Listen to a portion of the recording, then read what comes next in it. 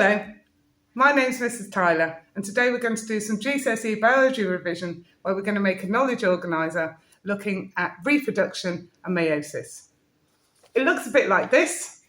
Reproduction is relatively straightforward, which is great. Meiosis is quite complicated, and it's a concept that people find hard even at A-level, and I think perhaps I go into quite a lot of detail about this, so please don't worry too much if you find it confusing. Pause the video, take your time, and really, we're just interested in the overview of meiosis, going from 1 cell to 4. Okay, let's get started. All right, so today's one then, I'm going to call reproduction and meiosis.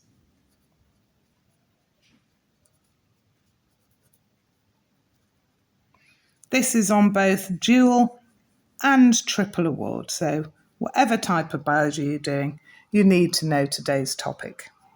As usual, I'm going to divide it in half, and then this side I'm going to divide into quarters. Just wait for the ambulance to go past. All right, so the two types of reproduction we need to look at are sexual reproduction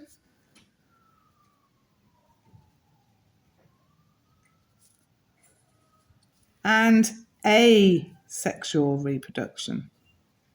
That means without mixing gametes, without sex.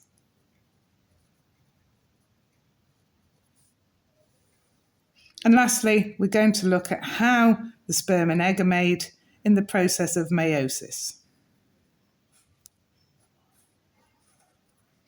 So there are 3 topics. Let's draw boxes around them. And we're going to start with sexual reproduction in this top corner. So in sexual reproduction, you need 2 parents. In the case of animals, that's one to make the sperm and one to make the egg. And the reason we have 2 parents is because we're looking to mix up the DNA. We're looking to mix up those chromosomes so that the offspring, the children, are non-identical. They're not the same. So we're looking to mix up the chromosomes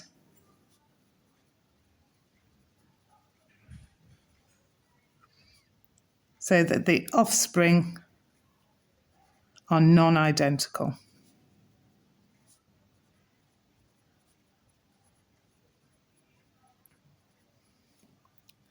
Non-identical is really important.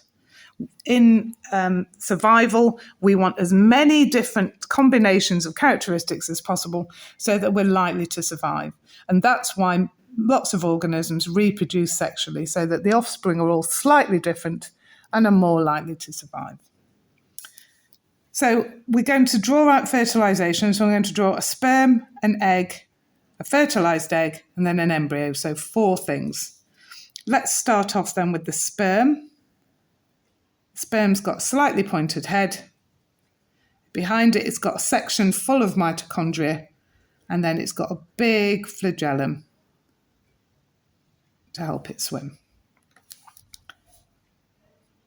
The next one we're going to draw is an egg. The egg is much bigger, has a much larger volume of cytoplasm, and has got a special jelly coat around it. And when they combine, they make a fertilized egg, which should be the same size. And then lastly, that fertilized egg will divide to form a ball of cells, an early embryo.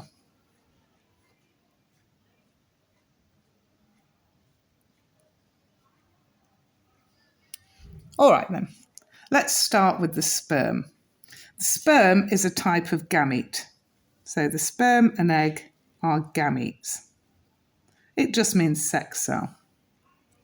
So this is the sperm.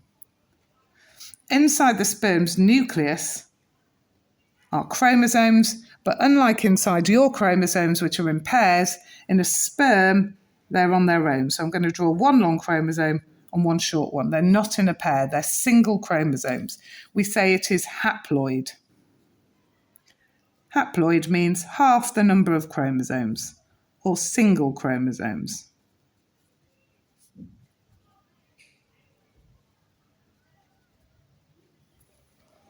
Here then we've got the other gamete. This is the egg. And inside the egg is a nucleus. And just like the sperm has single chromosomes, the egg has got single chromosomes. It's also haploid.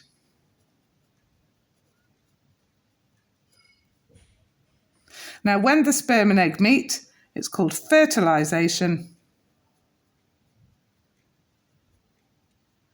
And this nucleus joins this nucleus, and the long chromosome joins that long chromosome, and the short chromosome joins that chromosome. And suddenly the nucleus has got pairs of chromosomes in it. We call that diploid. So this is a fertilized egg.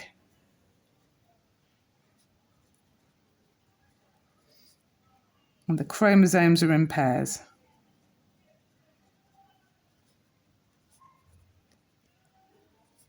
Which equals diploid. That egg then divides into 2, and the 2 divides into 4, 4 divides into 8, and so on and so on. You become a ball of cells, each of them with pairs of chromosomes. The type of cell division that keeps the number of chromosomes the same is mitosis. And I've got an earlier video on mitosis, if you want to check that out. So we've said then that sexual reproduction is a big advantage because the offspring are non-identical. So the main advantage of sexual reproduction is that it causes variation. And that is really important. It is the basis, or variation is the basis of evolution, the basis of survival. So sexual reproduction means that if all your offspring are different, one of them is more likely to survive disease.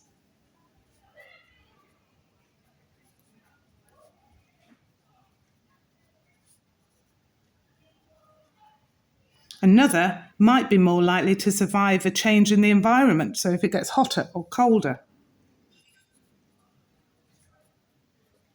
More likely to survive a change in environment.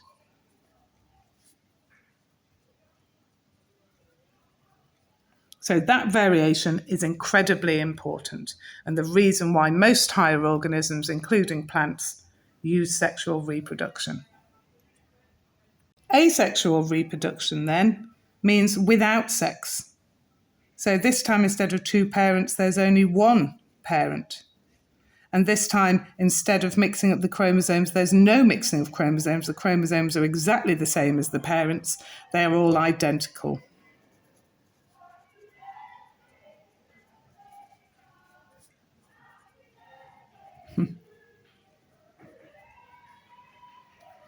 Somebody's birthday outside. So there's no mixing of chromosomes. So the offspring are identical.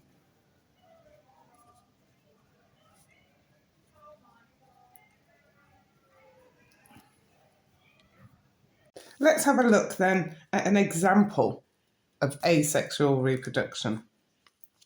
I'm going to draw a strawberry plant. So I'm going to draw the main body of the strawberry plant over here.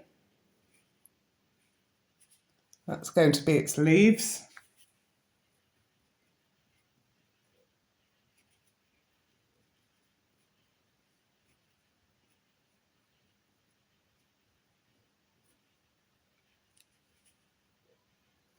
And this one's going to have one big strawberry on it. So there's the top of the strawberry.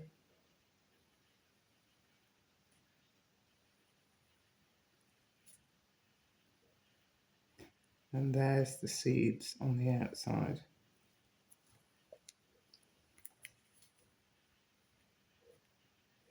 I'll draw some roots.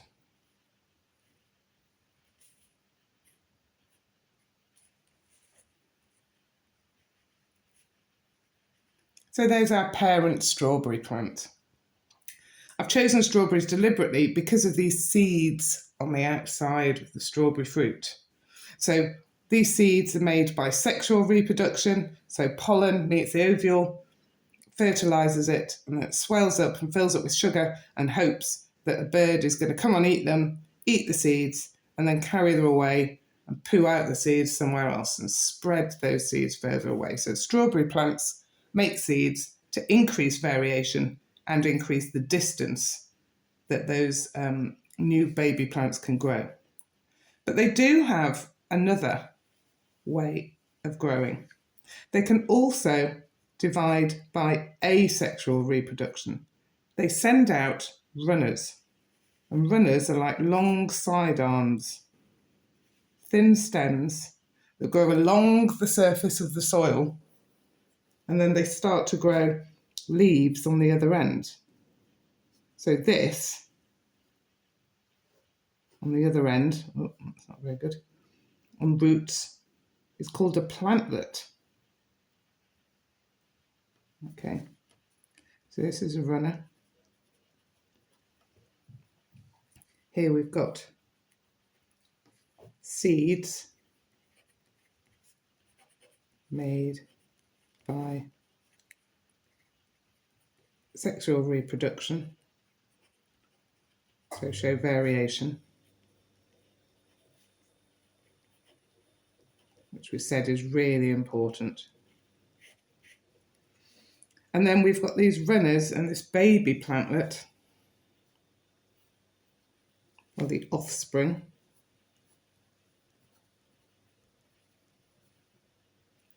And this is just made out of the same cells as the stalk. So if we draw a cell from the parent plant, the plant cells have got a cell wall, and inside, let's pretend it's got 2 pairs of chromosomes, then the cells in the baby plants, the plantlet, on the offspring, are going to be exactly the same because they've been made by mitosis. So they're going to have 2 long and 2 short chromosomes, and they will be identical to this one because it's done by mitosis.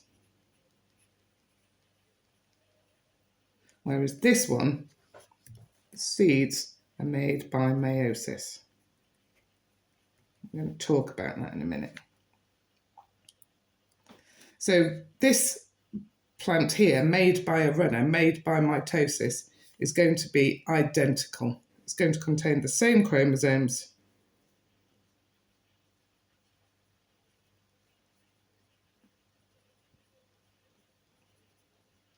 So it's going to be a clone. That means it's going to be genetically identical to the parent plant. And if the parent plant sends off another 3 runners, then they will also all be genetically identical to each other. So the advantages of this, of asexual reproduction, of making this runner and growing a plant on the end, is that you only need 1 parent, so you don't have to grow a flower and get it fertilised in this case. So only 1 parent.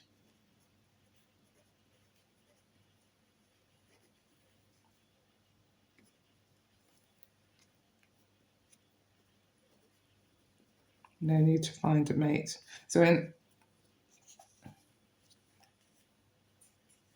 It also needs less energy. Things like bacteria. And in terms of plants, remember this plant is a fully grown adult plant. It's photosynthesizing, it's making sugar, and it can just pass that sugar straight to the offspring. This can act like an umbilical cord and make that offspring grow quicker.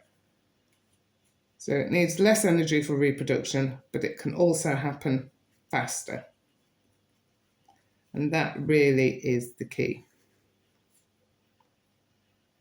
So this is an example of asexual reproduction. Seeds is an example of sexual reproduction. And like we've shown here, some animals, not very many animals, but some plants can do both. Okay, seeds for variation and runners, sometimes they go underground to make offspring, for speed. So we're now going to think about meiosis, and we're going to be thinking about how the gametes are made for this really important variation. So it's making gametes. So in animals, Oh, gametes, sorry. In animals, that's sperm and eggs.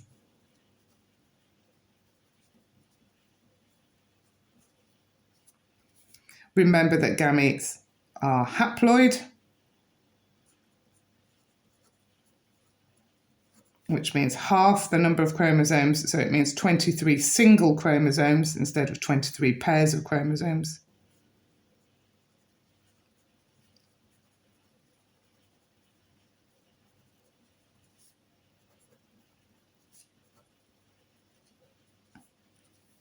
And it therefore only happens in the gonads. So in humans, that's in the testes and ovary.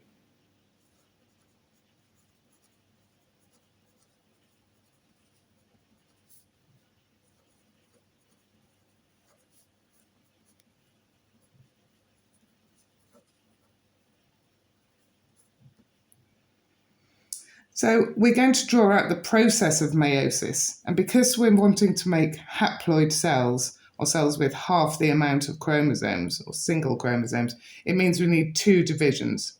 So I'm going to draw out 5 different levels of cells. So we're going to space out 5 different levels down here. So I'm going to draw one cell here. That's 1. I'm going to draw the second one there. 2. The third one has got 2 nuclei in it. So I'm going to draw it a funny shape like that. The fourth one, it's split into 2.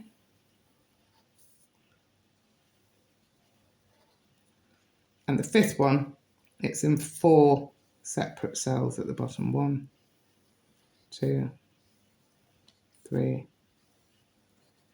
4.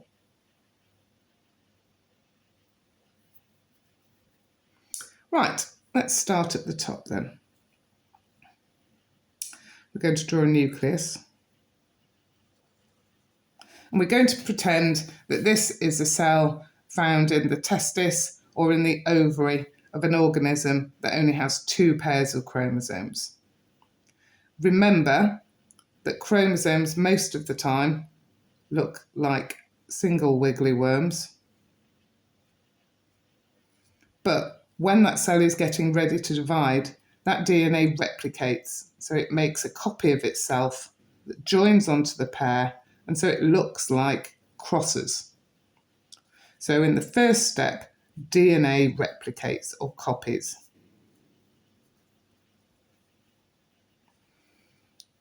And in meiosis, those chromosomes line up in pairs. So the long chromosome lines up next to the other long chromosome, the short chromosome lines up next to the short chromosome.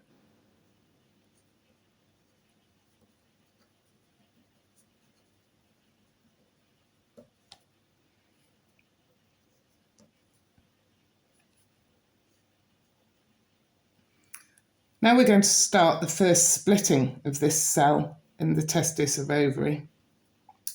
And draw the nucleus a bit bigger this time.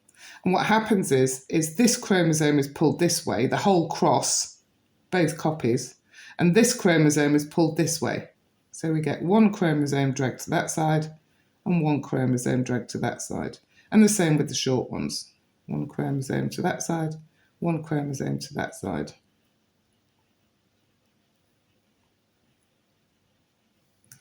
So the pairs are separated.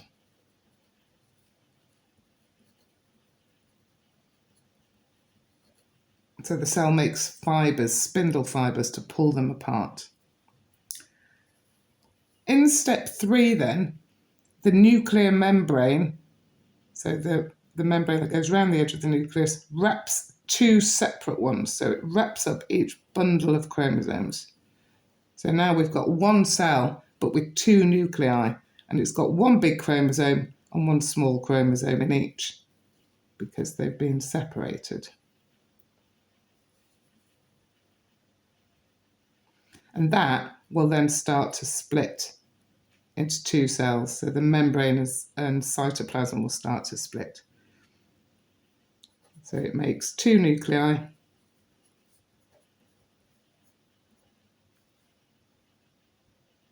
Sorry. And it splits into 2 cells.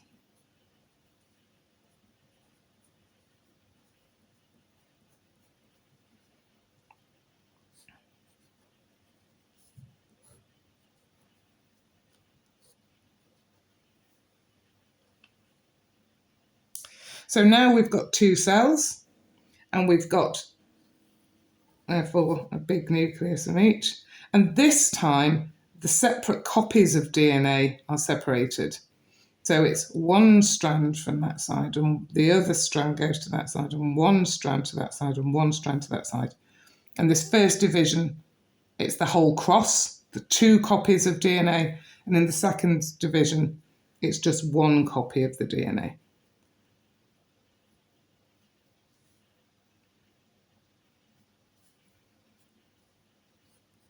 So the chromosome arms, chromosome copies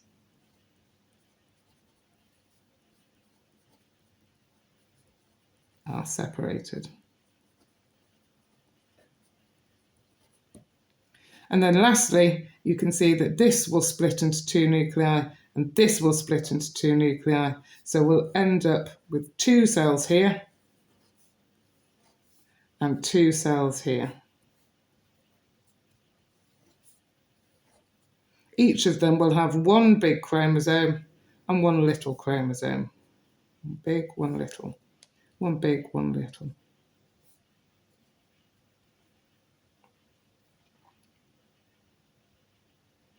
So we end up with 4 haploid gametes. They have half the number of chromosomes.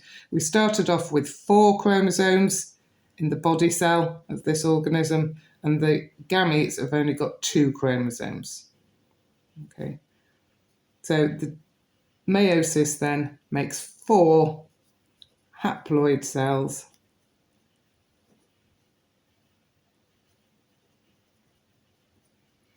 And because the chromosomes line up in pairs at the start, sometimes the mum copy will go on that side, sometimes the paternal chromosome will go on that side, sometimes it'll be the other way round. And so depending on which way round these lie in this first division, depends on which chromosome ends up on that side there and which chromosome ends up on that side there.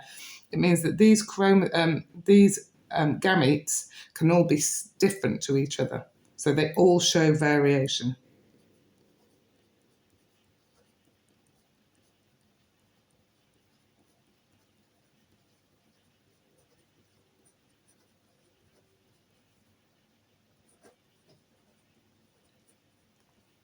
And so this organism, let's pretend these are eggs. Let's put the zona pellucida, the low jelly around it. This organism has made 4 eggs.